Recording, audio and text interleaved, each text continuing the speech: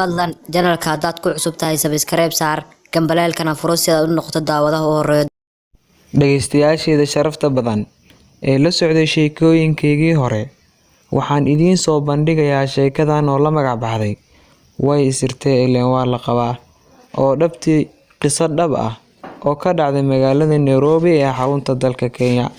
waa qiso aan leeyahay way u xiisi doonaan dhageystayaashaada. waa casar liiqada qoraxda ay sii dhacayso.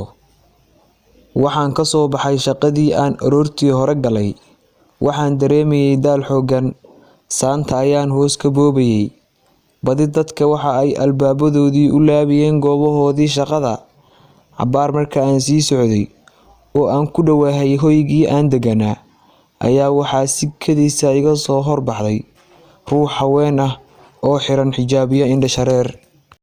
assalaamu calaykum waraxmatullaahi wabarakaatuhu ayay markiiba igu salaantay.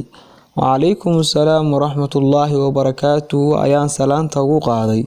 iska waran saxardiid ayay markiiba ii raacisay.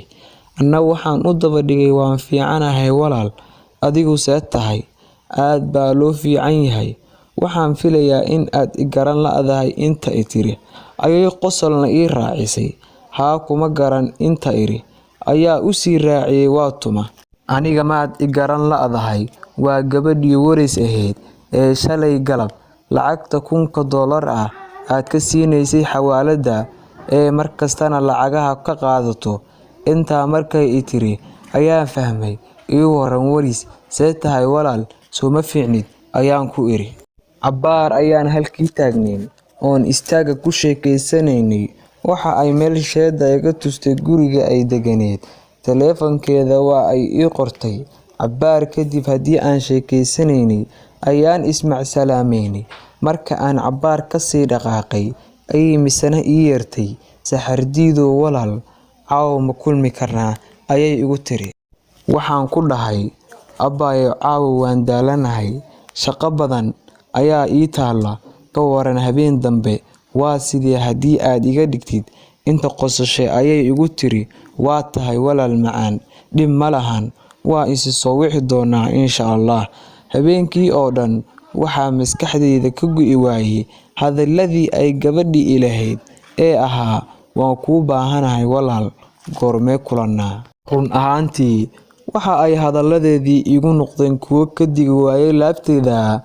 maxaa yeelay kama aanan filanayn gabadhaas hadalladaas iyo weliba sida kediska ah ay iila imaaday arrimaha.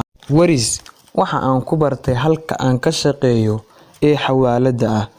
intii muddo ahna waxa ay ka mid ahayd dadkii macaamiisha la ahaa xawaalada. waxa ayna ka mid ahayd dadka sida joogtada ah lacagaha loogu soo diro. waa gabar kaftan badan oo bashaash ah.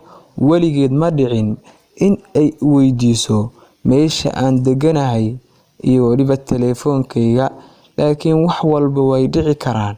waxaan niyadda ku dejiyay la arki doono waxay ku saabsanaan doonto sheekada qaaska ah ay kuu ballamisay waris. 8 fiidnimo iyo qadar daqiiqo ayaa waxaa soo istaagay meel sidaas aan ugu fogeyn wadada loo yaqaano Tolof Street ee ku taalla xaafadda Soomaalida ku badan tahay ee Islii ee Nairobi.